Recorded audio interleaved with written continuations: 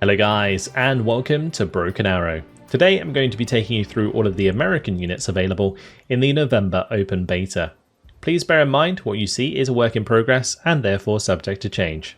I'm going to go through each of the types of units, starting here with the Force Recon under command of the US Marine Corps.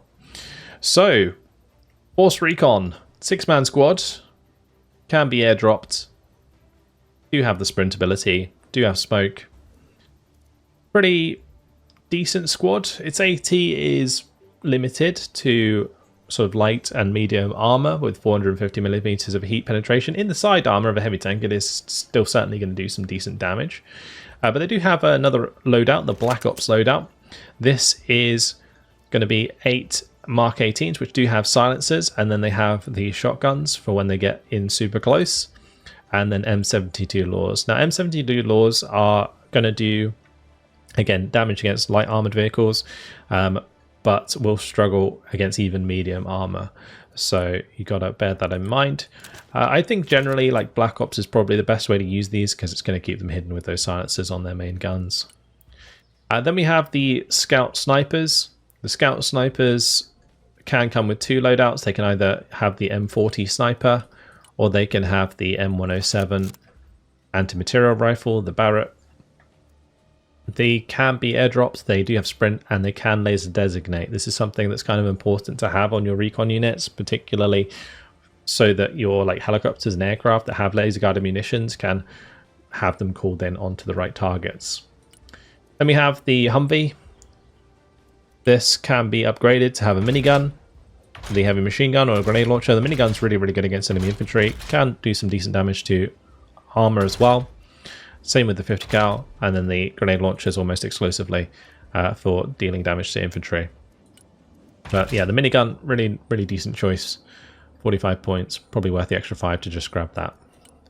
Then there's the IAF M2. Both of these are like super speedy. This IAF M2 does actually have 130 forward speed, which is huge. Can be upgraded to have a Mark 19 grenade launcher or the TOW 2A. The TOW 2 has a range of 1,600 meters with 900 millimeters of heat penetration. If you keep these hidden, it's actually a pretty good platform, especially considering they only cost 60 points. In a more open map, these can be very handy. Then we have the LAB with the Bushmaster. 1,400 optics is not too great for a recon vehicle, but is going to be the transport for your 6-man squad, so most likely your Force Recon. You can upgrade it to have extra armor, double the front armor, double the side armor. Kind of worth having, particularly considering it makes it have smoke as well, which is huge. Any armored vehicle with smoke, you've got to make sure you have it. So yeah, definitely worth taking. I think that's a good choice. Then moving on, we have the Cavalry Scouts. Only a 3-man squad, but they do have the Javelin. Now the Javelin's a top attack weapon with 750 millimeters of heat penetration. You're going to be able to do a decent amount of damage. Just bear in mind that you only get 3 of them, and they use them up very quickly. So for 90 points, a scary squad for enemy armor, but one that you do have to take care of. Only 3 men makes them get killed very quickly, and also they run out of ammo very fast. So that smoke's super important, and they can sprint. Then we have the Armoured Brigade. Just like the T90 Recon, the M1A2 SEP V22 is really good. Having a tank with 2000 optics means that it can basically engage any target that it spots for itself. And this gun is nothing to scoff at. 800 millimeters of kinetic penetration on that bad boy. 2 M240s, M2 Browning allows it to take out enemy infantry pretty quickly as well, alongside its HE rounds. Decently armored, really just solid all-round unit. Then we have the M3A2 CFV. The M3A2 can bring in squads of 3 men, so I think you can bring the Cavalry Scouts with them. TOW 2A is going to be your missile. 1,600 meter, 900 millimeters of penetration, and of course it has that Bushmaster cannon. 100 millimeters of frontal armor. If you upgrade that, they get extra heat armor on the front, which can be kind of good against certain kind of RPGs. It will help you against enemy sort of light AT weapons, but against anything heavier, it's not going to do too much to help you. You can also get a jammer though, which will help you against enemy HGM. So when you're engaging enemy HGM vehicles yourself, having those extra electronic countermeasures will really, really help you out. Then there's the M3A3 CFB. Let me just compare these. So looks like you're just changing the turret there for the most part to give it some extra optics, and then it can also upgrade its engine. It can be equipped with the Iron Fist active protection, which is huge. Get 2 charges of that. And then there's also an upgraded engine which allows it to move substantially faster, up to 70 speed from 55. And then we've got the different Busk packages here. So you can have the Busk reactive, and then there's the Busk 3 reactive, which also gives extra kinetic protection as well as heat protection. And we have the M7A2 Fist Bushmaster cannon once again with the 2000 meter optics, Busk reactive all the way up to the third one, Iron Fist protection, and then there's the increased optics package and increased optics plus extra engine speed. So pretty nice combination there. Really decent recon unit with substantial firepower. Then we have the M981. This can come with the M240 machine gun, but otherwise it's just like an optics platform with 2400 optics. Pretty good. You can upgrade it so that it can smoke itself off if it gets spotted and run away. Also get some decent armor from that 10 points, so probably worth doing, to be honest. But laser designating things with this is kind of important. Then we have the Army Snipers, 3-man squad with the M110, the M210, and they can be upgraded to have the M107 anti-material rifle instead if you like, but generally speaking these guys are going to be like sneaky beaky and just picking off enemy infantry when you want them to, otherwise just keeping them on return fire. But laser designation, sprint capability can be airdrops. Then for the airborne, they have their own Humvee, which has decent optics on the top there, 2400 optics. Can have either an M240, an M2 Browning, or the Mark 19 grenade launcher. Might as well take the B kit, although the B kit in this case, it does slow you down, so that's kind of what you're sacrificing there. Smoke pods, probably worth it. Then there's the Humvee RWS. So this is the remote weapon system. You can have a remote activated minigun, heavy machine gun, grenade launcher.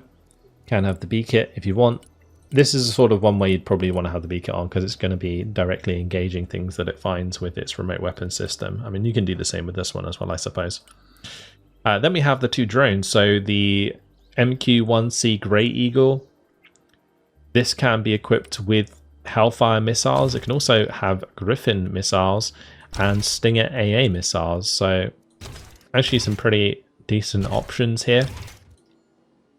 4500 optics. It's going to be pretty decent at range for spotting things, and also like just flying over buildings, it just spots everything. But if you want to spot from range, the Global Hawk is the way to go with 6000 optics. Absolutely huge. Kind of slow though. Will get shot down by long-range missiles from enemy aircraft, so bear that in mind. But can, of course, both of these laser designate for certain missiles and such. Global Hawk, really, really handy for sure. Then moving on to the US Marine Corps, we have the SMAW Assaultman.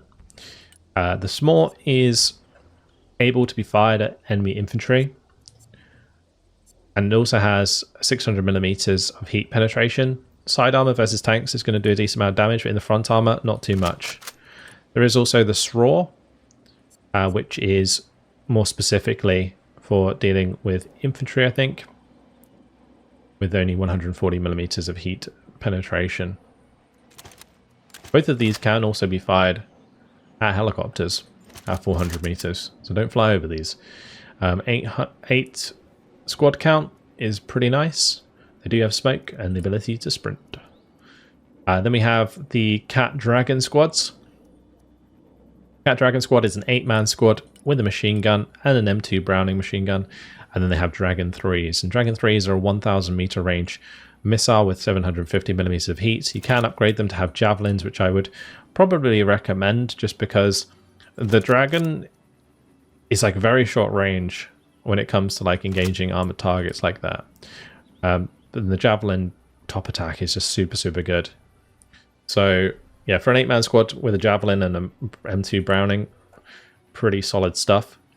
Then there's also the TOW 2A squad, which again, really nice weapon systems here. You can see they've got a Browning, they've got a grenade launcher, they've got the TOW 2A, and they can also upgrade that to the TOW 2B to get the top attack on enemy targets if they want at 1,600 meter range.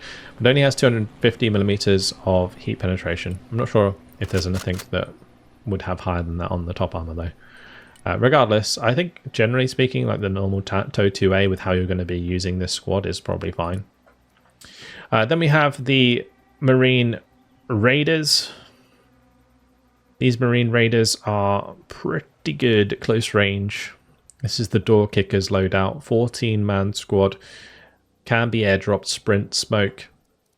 So they have their Mark 18s, their M32 grenade launcher, and then their shotguns. So they absolutely rip at close range, and then the M72 is there just to protect them against light vehicles. You can take them in a standoff loadout where they get longer ranged weapons, and this is also really good. Like the Marine Raiders are a unit where it's kind of difficult to choose their customization options because both sides are good. It just kind of depends what you need them to fill the role for, if you want them as a long range squad or a close range squad. But either way, they do get the Moors 84mm 600mm heat tandem rocket if you go for that loadout, which is actually really nice. Decent AT weapon actually for such a large squad. Kind of makes them like the guards Motostraki. Then we have the Marines. So Marines 84, otherwise M27s, they get 3 grenade launchers. They can be downgraded to reserve Marines, which get access to M16s, M203. That a grenade launcher? Yes, it is. And then the M249. So that's interesting. You lose your AT though, which is kind of rough, but if you just want a long range engagement tool against enemy infantry, then I guess that's fine for 70 points. They can sprint and smoke. Moving on to the armored mechanized engineers, they get the small D, which is 85mm heat round, can be mainly used against enemy infantry. They do have the shotguns there for engaging enemy infantry at close range, can sprint and smoke themselves. 6-man squad does make them vulnerable to be mowed down very quickly, so you've got to be careful with how you get them to the front line. Then we got the mechanized riflemen that usually come with like Bradleys and such. These guys, standard 6-man squad, M4s, M249, grenade launcher, and AT4. A nice support for a Bradley, for sure, for 50 points. Sprint and smoke. Then we got the mechanized rifleman AA. These bring in your stingers. Now generally you're going to want to double up on these, so yeah, make sure you do. That's all I can say. Just make sure you double up on these if you're going to use them. Otherwise they're not really going to be too effective and just get overrun on their own. 6-man squad, 65 points. Decent value for money. And then there's also the mechanized rifle MMG. Not a big fan of this squad because generally you don't need extra anti-infantry capability when your units are already coming in with a Bradley. So the mechanized riflemen are generally my go-to in that situation. Then we have the airborne infantry. Now the airborne are really cool. They have the spear, really nice weapon with the grenade launcher, the M250 LMG as well, and AT4. These guys are pretty cracked at killing off enemy infantry. They are able to be airdropped, of course. They do have sprint and smoke. Yeah, definitely a solid squad. And there's the M2 machine gun team. pretty self-explanatory, just a couple of 50 cals with the airdrop trait and able to sprint. And then the Mark 19, again, similar thing, just with the Mark 19 grenade launcher instead. Then we have the Stinger team. Now the Stinger team is actually really good in the airborne infantry because they have 2 Stingers per squad. So you don't necessarily need to double them up, but if you do, they're gonna be absolutely ripping helicopters out the sky. 4-man squads, make sure you move them after you use them because they will get killed very quickly by enemy artillery coming in. So yeah, that's the only thing to be concerned about there. Then another 4-man squad with the TOW 2, and then the weapons squad, which does get 2 M240s and 2 javelins. Now weapon squads are pretty good because they can overwhelm heavy tanks quite easily with those javelins. They do come at a generally like a low availability and they're very expensive, but yeah, for an 8-man squad to have 2 javelins, pretty good. Moving on to vehicles. So these are mostly transports here, but also the tanks. We've got, of course, the Amtrak. This is a 21-seater with amphibious capability and smoke, M2 Browning and grenade launcher. Can be upgraded to have better side armor, or just the overall survivability upgrade, which increases the front armor from 40 to 100. For 10 points, that is massive. Definitely something to consider. ACVP, nice fast transport, can upgrade to have an auto cannon, the Bushmaster 2 auto cannon, which is 30 mil, 150 millimeters of kinetic penetration. Definitely not something to scoff at for an extra 20 points on top of your like M2 or M19 that you'd usually have. You can also up armor it, but that would only affect the side armor. But yeah, upgrading the weapon package here, certainly worth thinking about. Can carry 13 men, amphibious, and active smoke. LAVAT carries the TOW 2. You can upgrade the TOW 2 to the top attack TOW 2B variant if you like, otherwise you're dealing with the TOW 2A, which is still decent. And you can also upgrade the armor. Now the armor package upgrade here is actually super important, I think. Doubles the front armor and also gives you smoke, and the smoke is the big thing. Being able to just like smoke off if you get spotted is like super important for those kinds of vehicles. Then we have the M1A1 FEP. Decent gun on these, 800 millimeters. Kinetic penetration, of course M240, M2 Browning. You can upgrade to the Tusk armor package, but that is only on the sides. You can give it a jammer if you want, or the trophy active protection, which is probably your best bet. The trophy active protection on the M1A1 gives you 4 charges, so that's kind of nice. Then you've got the M1A1HC. You kind of lose a little bit of penetration on the gun, but it's still more than adequate for most targets you're going to be coming up against. You can go for that side armor on the Tusk, or you can get the jammer. The jammer's definitely worth it. And then there's the M60. And the M60 has much weaker gun, 520 millimeters of kinetic penetration, still decent against like light and medium armor. And you can also upgrade this from the M60 to the M728 CUV. Now this is certainly something to consider because it just gives you a really good sort of like anti-infantry platform. So yeah, alongside your other tanks, could be very handy. Moving on to the armor brigade, we have the M113A3, which has the M2 heavy machine gun or the Mark 19 grenade launcher. You can upgrade it to have smoke and the slats. The slats improve the heat protection massively, and you also double your front armor. So this is definitely worth it, and plus the smoke is huge. Then we have the M1150 Assault Breacher. Very interesting unit. Has mine clearing rockets, which is cool. They have a range of 1,000 meter range. I'm not sure that mines are in the game yet, but either way, this would normally be used for clearing mines, but in this case is probably going to be used for doing damage to enemy infantry. So yeah, pretty cool. Either have the M2 heavy machine gun or the grenade launcher. And you can add explosive reactive armor onto this if you want to make it even more tankier than it already is, because this is basically an Abrams hull. So yeah, an interesting unit. Certainly something to consider for the future of Broken Arrow. But I'm not sure how useful it's actually going to be in this beta. M128 AMPV has pretty nice loadouts. This is a 12-seat transport with decent armor. You can have the Browning 50 cal, the grenade launcher, or you can upgrade it to have the Bushmaster 2, which is the 30mm variant. And you can also have a Bushmaster 2 with a Javelin as well. So the Bushmaster 2 plus Javelin for 80 points makes this a pretty nasty piece of work. You're definitely going to want to have the reactive armor plus the smoke if you're going to do that. It does make the vehicle generally quite expensive, but still a Javelin, nothing to be scoffed at.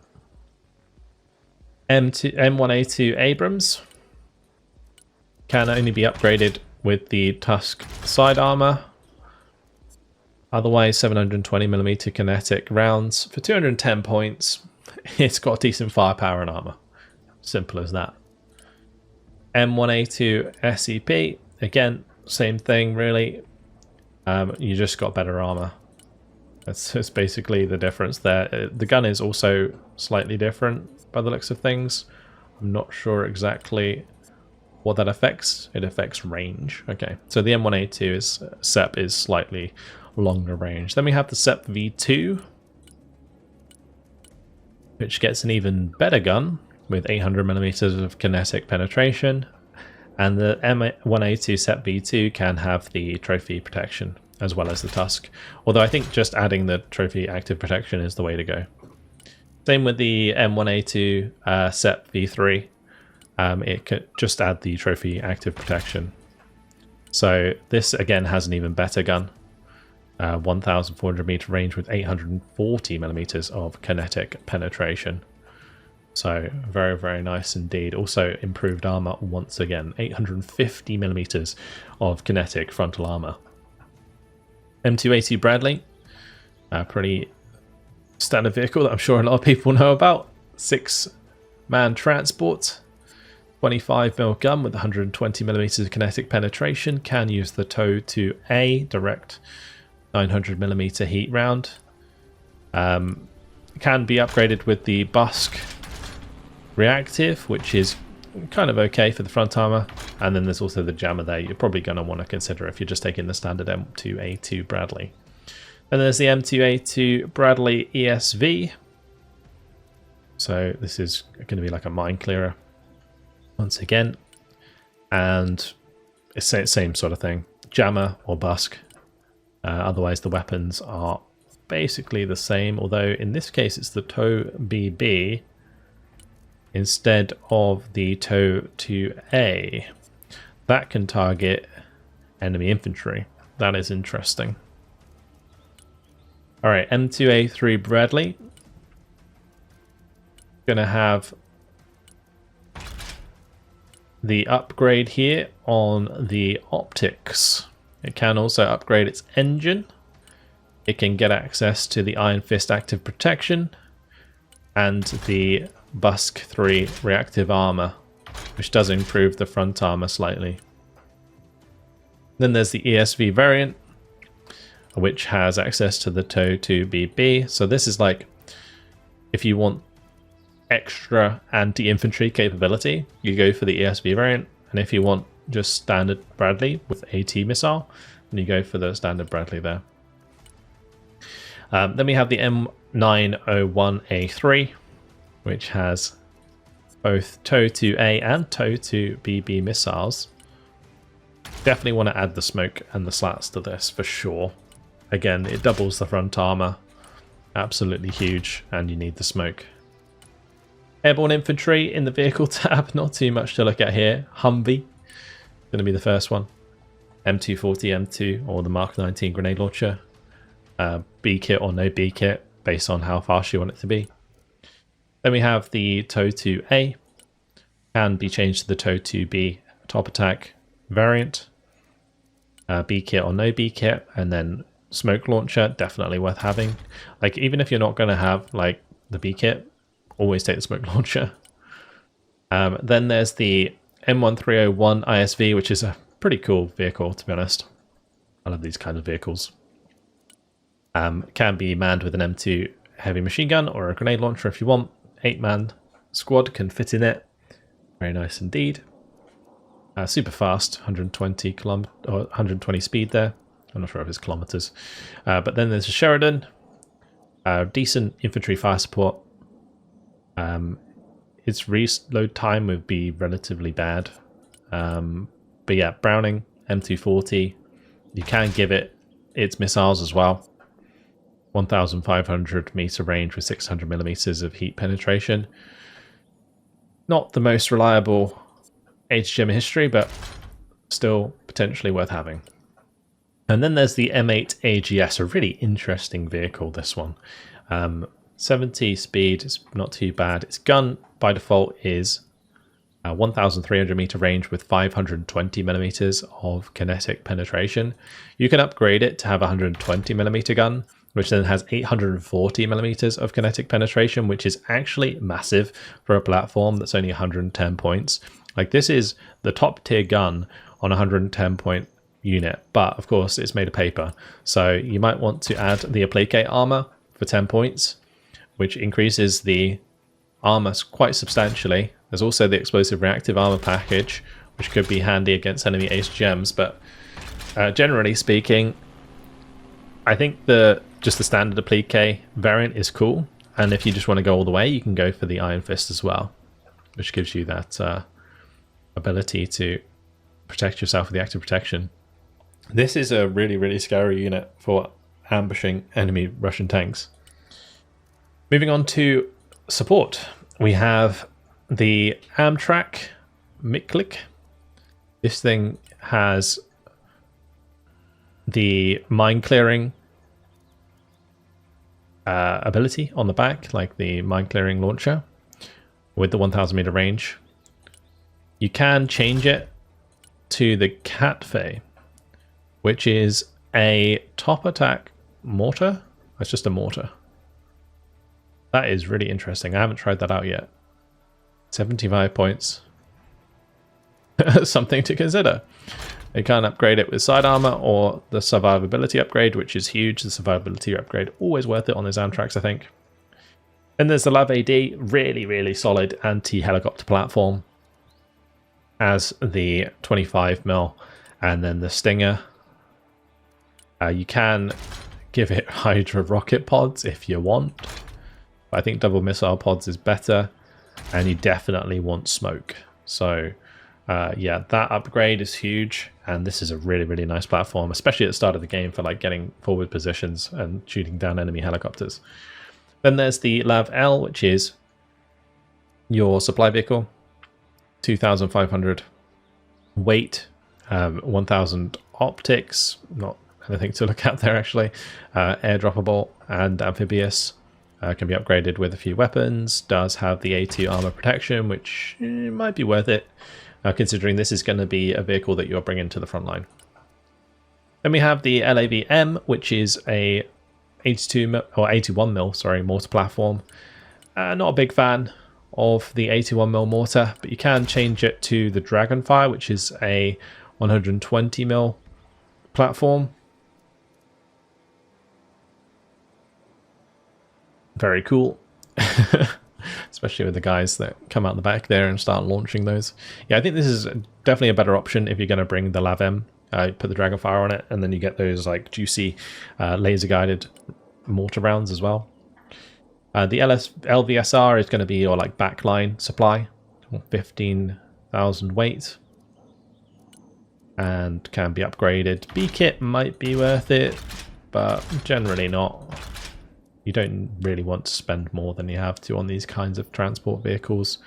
This is another one, the MTVR, 6,000 weight, 18 seat count. This one, if you're going to be taking it to the front line, may be worth like making it into the armored troop transport with a weapon package on the front. But otherwise, no. Like if you're going to be unloading like further back, it doesn't matter too much. Then we have the Armored Brigade support weapons, the M106. So this can have mostly HE, mostly smoke, or you can add guided rounds for an extra 10. Definitely worth doing. I think guided rounds, generally speaking, are super worth bringing when you can, as long as you're familiar with using laser guided ordnance in Broken Arrow. Once you get used to it, it's super, super useful. But Mark 19 grenade launcher, 50 cal M240, and then there's the slat and smoke, which in this case might not be worth it because you are going to move them every time you fire. But if they do get caught out, that would help them out a lot. But I don't think it's worth the extra 10 points. Then we have the Paladin, the M109A6 Paladin in this case. Aim time of 10 to 12 seconds, reload time of 8 to 10 is actually quite substantial, but does get 3 Excalibur guided munitions. You can make this into cluster as well, which is pretty handy, honestly. I think cluster rounds are generally more useful on these long-range artillery units than HE, because the way you want to deal with units you want to hit with HE is generally like ballistic missiles, whereas these can kind of like indirect fire enemy tanks when they're sat still, which is really, really handy. Anyway, here we have the M109A7 Paladin, and this can be changed to the M1299 Iron Thunder. So the difference between these two normally, let's just set this to high explosive. They get 6 Excaliburs, and their HE round is slightly better with a longer range there. With the Iron Thunder, that's even longer. 5,000 meter range. All of its shots are laser guided. Yeah, definitely something to consider for 200 points. And you can armor it. Give it more armor if you want. Generally not needed. Again, you're going to be moving after you fire. You should always move after you fire your artillery, because missiles are going to be landing on your face. Then we have the mortar carrier, M1287 MCV. This is a 120mm mortar carrier. You can bring guided rounds if you want for an extra 10 points. I would say it's worth it. You can add a defensive weapon on it, or you can also add reactive armor. Probably not worth it again. Then we have the PVADs. The PVADs it's okay. I mean, it's only got 1,200 meter range against like low and high altitude targets. It does have radar though, which I think potentially increases our range. And then there's also the armor package. Armor package for the PVADs, definitely worth it if you're going to use them. Especially considering you do get the smoke there. Then we have the M270 MLRS. So this has a few loadouts. You've got the HE loadout, which is okay. The cluster loadout, which is a little lackluster just because generally the dispersion's a bit too much. And then there's the ATACMS, which is a really, really solid top attack cluster munition. So this is certainly the one that I would recommend if you want something that's not going to get shot out the sky. Then you can go for high explosive warheads instead. And then we have the M270A2 GMLRS. This thing has access to the Prism and laser guided weapons. So because it's laser guided, when it fires its full salvo of HE, you can guide them all into the same target, which is really, really good. It makes the cluster warheads on this variant much, much better. So I would take this for like, say, standard HE explosive warheads, and then this for laser guided cluster warheads if you wanted a bit of both. Or you can just go for like ATACMS for cluster ballistic missile, and then you can go for Prism for HE ballistic missile. It really depends like how you want to set it up, but both are good, and the Prism's really, really decent for helping you knock out units from cover because it does have a 40% ignore cover. Then we have the M54. This is just a tracked supply vehicle with 5,000 weight. And then it can be upgraded with a machine gun or some defensive weapon. Then we have the M6 Linebacker. Now the Linebacker, it can target enemy helicopters at 1,000 meters. It does have a stinger on it. But generally I would upgrade this to the Shorad. The Shorad is a 30mm with 1,000 meter range. It can also shoot down missiles, which is really, really handy to have. and you also get more stingers.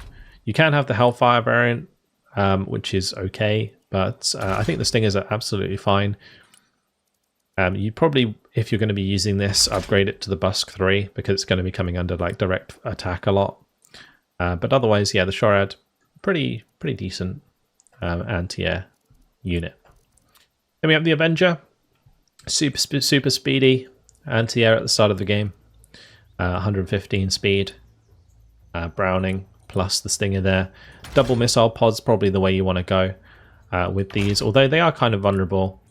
So make sure you have the beacon and smoke on them. In that case, you know, it might be worth just having the single Stinger pod because, yeah, they might get killed quite easily.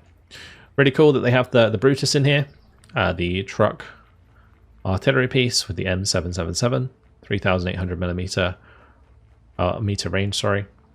The dispersion on these is a little bit lackluster. Cluster rounds probably the best way to go. If you're actually going to try and do some decent damage with these. For 110 points, they're okay. Then there's the Hawkeye mortar, which is the Humvee with the mortar on the back. This can have cluster rounds as well. Now that's really interesting. And then there's also the HE wrap. So this has just like longer range. There is the B-kit and smoke once again. Yeah, cluster rounds could be useful on this just to chip away at enemy armor. Then we have the LMTV supply vehicle, which can be airdropped. Has 2,000 weight with 14 seat count, can give itself a defensive weapon, and also has the B-kit armor. Moving on to the helicopters. The airborne infantry do have helicopters. I'll get to those in just a moment. We have, first of all, the AH-1W Super Cobra. So the Super Cobra, it can have rockets and then any of these weapons. So TOW-2 AT missiles, Hellfire missiles, Sidewinders. Honestly, the Super Cobra for like air-to-air against enemy helicopters can really catch out the enemy. So something to think about, but otherwise Hellfires are going to be your best bet. There's also the Viper. The Viper can have Hellfires or rockets, and then also the Sidewinders if you like. A really solid platform. Then there's the Super Stallion, 14,500 weight with 30 transport. This is good for bringing in like a lot of forces all at once for like a big reinforcement, or just bringing in like a lot of supply for your backline. But for 130 points, yeah, you got to be careful not to get it shot down. Same with all of these transports really, like the King Stallion here, which is just even bigger with 16,000 weight there. You can put decent like miniguns on these, for example, and then they can provide decent fire support when they're landing, but they will be huge targets for the enemy. Same with the Osprey. And the Osprey, the best thing about the Osprey is its speed. So in situations where you need like reinforcements fast, yeah, it can be pretty useful for that. But again, a very vulnerable aircraft. Then we got the Venom, which is only 65 points, can carry 8 men and 2,500 supply. If you want to resupply your front line, this is generally the way to do it. Have them fly nice and low, and they're going to be a lot harder to shoot down because they're much smaller and more agile. Can still bring in some fire support in form of rockets and miniguns if you want, to help you out when you're dropping off your troops. Yeah, so the airborne infantry, let's just go over to those specifically. So we have the Apache. The Apache's finally joined us. The AH-64D Apache. It can have Hellfires, of course, as well as guided rockets and Hydra rockets on both of its pylons. It does have 15% ECM. It's got the flares there. Pretty tanky boy. Then there's also the longbow variant. Now the longbow is really nice because it gets a 2,400 optics, and this makes actually quite a big difference. In terms of its loadout, again, rockets or Hellfires on each of the pylons. I like to generally take a mix because the rockets are really good at killing infantry and buildings. And the Hellfires are obviously fantastic at taking out tanks. Then we have the Chinook, 12,500 weight with 32 seats. Can have miniguns on the side if you want, or just 50 cows. Then we have the Kiowa Warrior. The Kiowa Warrior, 1,200 optics, but you can upgrade it to have the Optronic Mask, which puts it up to 2,400. Now, using these in combination with your like standard Apaches, if you're using them, is really good. So like if you don't want to pay for the longbow and just like upgrade an Apache so it's cheaper, and then have a Kiowa separately as Recon, is kind of nice. The machine guns are pretty handy to have. You can add some Hellfires on these themselves. So yeah, it could be like a really nice air-to-air platform, although generally you don't want to use it for that because the enemy, like the Russian helicopters, generally have air-to-air, and this is a lot weaker than those. So even if you're trading missiles, you're always going to lose. So do bear that in mind. But yeah, decent recon helicopter for sure. And then of course there's the Black Hawk. What would we do without the Black Hawk? Miniguns, probably the best way to go. Can bring in 12 men, 4,000 supply. Pretty decent. Alright, let's move on to the air tab, where we have the Marine Corps Harriers, the Harrier 2. The Harrier 2 has access to the Gal-12 gun plus ECM pod, or you can have just a designation pod, or just an ECM pod, or just the Gal-12. In terms of inner pylons, it's got access to the LJ dams, the 1,500 pound variants, Zuni rockets, Maverick missiles, or AIM 120 AMRAAMs, also fuel tanks there. Middle pylons, more Mavericks, more JDAMs, sidearms, AMRAAMs, sidewinders. So you can make this like an air-to-air variant. And honestly, the Harrier 2 in like a sidewinder loadout, like let's just say sidewinder, sorry, we'll do sidewinder, fuel tank, say, and then we just put like either the gun on it or keep it empty. I think maybe the gun's probably worth having. You can shoot down enemy helicopters with this very effectively, and it can fly nice and low and get that job done. Then we have the AV-8B Night Attack Harrier. So this can have a lot of bombs. So you can get M82 Snake Eyes, 500 pound bombs, or the Gal-12 Equalizer. You got the Zuni rockets, Hydra rockets, Rockeye 500 pounds, fire bombs, 1,000 pound bombs, Snake Eyes, 500 pound bombs, and the Maverick missiles. Mavericks are generally a good idea with these. I like using Harriers at like low altitude, and I think the Maverick can be used at low altitude, which is kind of nice. Some of the bombs, for example, your aircraft climbs before it drops them, and so it's not as ideal.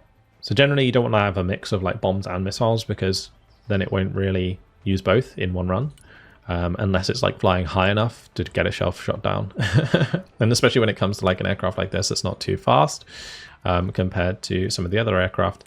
That definitely is important. But yeah, once again, you can set these up for like sidewinders. I'm just curious how much this would cost in comparison. Okay, so if you were to set it up like that, even with like the cheapest 1,000 pound bombs, it's going to cost you like 20 more points. But you do get a 1,000 pound bomb, so might be worth considering. Then there's the Prowler, your classic seed aircraft. You can have 4 seed, or you can have like a mix of seed and ECM. So like mix and seed and ECM, and mix of fuel tank and seed as well. But generally you probably just want to go like ECM plus 3 seed. I think that's a good loadout for these. Then there's the F-18 Hornet. The Hornet in this case is primarily an air-to-air platform, but it can carry bombs. This is the single seat variant. So AMRAAMs by default, or Sparrows, AMRAAMs, 1,000 to 6,000 meter range, or the Sidewinders, which are, oh sorry, these are Sparrows, 1,000 to 500 meters, but these are semi-active. So AMRAAMs are good there. Then I'd probably go with like some Sparrows and then probably some Sidewinders. So you have like a nice sort of mix of air-to-air engagement tools. You can shoot down enemy helicopters after you've engaged the enemy aircraft. But for 310 points, kind of expensive. Then you have the FA-18D, which is the 2-pilot variant of the Hornet. You can add a designation pod. You've got AMRAAMs or Sparrows by default. You can actually just leave that empty. Then we've got JDAM options, firebombs, snake eyes, rock eyes, mavericks, or fuel tanks. And then there's also slams in here, which are 10,000 meter range cruise missiles. So kind of a nice standoff weapon for the Hornet, for sure. That does make it very expensive. But what you could do is like just have fuel tanks, nothing in here, nothing in there, and just have slams for 310 points with a couple of Sidewinders. Could be the way to do it. But yeah, interesting loadout for these. One thing I was actually doing in the previous beta is I was just using these as air-to-air for 255 points, because you get 2 AMRAAMs and 2 Sidewinders and a 20 mil for 255 points. So you can have like 2 of these easily at the start of the game, and it doesn't take away too much. But then there's the F-35. Good old F-35. Beautiful aircraft. You get the Stormbreaker, which is 4,000 meter range low drag bomb. You got the JSO, which is another low drag bomb, but it's cluster and top attack. Also laser guided. I mean, all of these are laser guided. LJDAMs and AMRAAMs if you want them, if you want it to just be like an air-to-air. But honestly, an air-to-air platform with just AMRAAMs is going to really suck when you get close. So don't use F-35s for air-to-air. They don't have a gun to use either. So you mainly want to bring these in once the air's clear, just to drop some like laser guided munitions on your enemy. And I think like 1,000 pound laser guided bombs are probably what I would use this for. Then we have the Harvest Hawk. Nice prop plane. Enables it to drop at low altitude, I think. 64 seat count, 20,000 heavy lift weight. Can be brought in with the Griffin missiles, which is interesting. And it can also be brought in with Hellfires or Stormbreakers. For an extra 30 points, having some Stormbreakers may not necessarily be a bad idea. Alright, now we're on to the American nuclear bomber, the B-1B Lancer. So the B-61 tactical nuke. It is a low drag bomb that only has a 4,000 meter range, so this is very risky to use compared to the Soviet variant. It's still 1,000, same as the Soviet bomber. But yeah, you have to get kind of close to drop this, so do bear that in mind. There's going to be missiles flying your way. You can instead go for 24 cruise missiles, 10,000 meter range cruise missiles, 24 of them for 800 points. There's also the AGM-86D, which is the, is this the Tomahawk? I think that's the Tomahawk. Again, pretty awesome. Has a big blast radius on those. Like 110 blast radius with decent dispersion. See, the dispersion's kind of big with a 100 meter dispersion. And they're not laser guided, whereas these are laser guided, so that's probably a better munition to use. Then there's the 1,000 pound JSO AGM-154. There's 24 2,000 pound bombs. That would be absolutely mental if you could actually get it over the target, drop those. And then there's 30 1,000 pound cluster bombs. If you see a tank formation, that'll do the trick. And finally, 84 Mark 82 Snake Eyes. I'm not convinced how effective that would be, but yeah, any of these loadouts are going to be really, really scary. All right, Hercules, 23,000 lift weight with 92 seats. There's the Globemaster, massive aircraft, doesn't even fit in the picture. 75,000 heavy lift weight, which means it can bring a serious amount of airdropped vehicles, as well as 102 seats. Then there's the F-15C Eagle, your classic air-to-air Eagle. This can have AMRAAMs, Sparrows, and then Sidewinders, and some different combinations of that. You can have fuel tanks or no fuel tanks. I think having a fuel tank is generally a good idea, because it allows you to use your AIM-9s after you've engaged the enemy aircraft and shot them down with the AMRAAMs. So I would go like 4 Sidewinders, 4 AMRAAMs. There's also the Strike Eagle, which gets all the ordnance. The ordnance is pretty sick on those, to be honest. Like a 2,000 pound JDAM, like an LJDAM. It's really, really nice. And then there's the 500 pound LJDAM, multiple cluster bombs, 2,000 pound bomb, 500 pound bomb. Like if you know your opponents like tanks, the Strike Eagle with all these cluster bombs is insane. Otherwise, like LJDAMs with like 2,000 pound LJDAMs is always a good choice as well. Just a very expensive choice. Like you can see, if I go for LJDAM here, LJDAM, we're getting up to 515 points. Now, also if you go for like clusters across the board, you also get a very high cost aircraft. But being able to bring in, what is that, 7 LJDAMs is pretty big. And then you can do like 2 AIM-9s, 2 AMRAAMs, and designation pod if you want them to designate for yourself with the LJDAMs. Then we have the F-15 EX Eagle. Now I actually use one of these at the moment with the like air-to-air loadout. What you can do is have like 1 LJDAM and then like a bunch of air-to-air. So you have like the 8 AMRAAMs there. You add a couple of harms for seed, and then you add like AIM-9s and AIM-20s as well. So you've got like 10 AMRAAMs, 6 Sidewinders, 2 seed missiles, and an LJDAM. It's insane. And you can, as a designation pod, make this like a 600 pound Eagle or 600 point Eagle.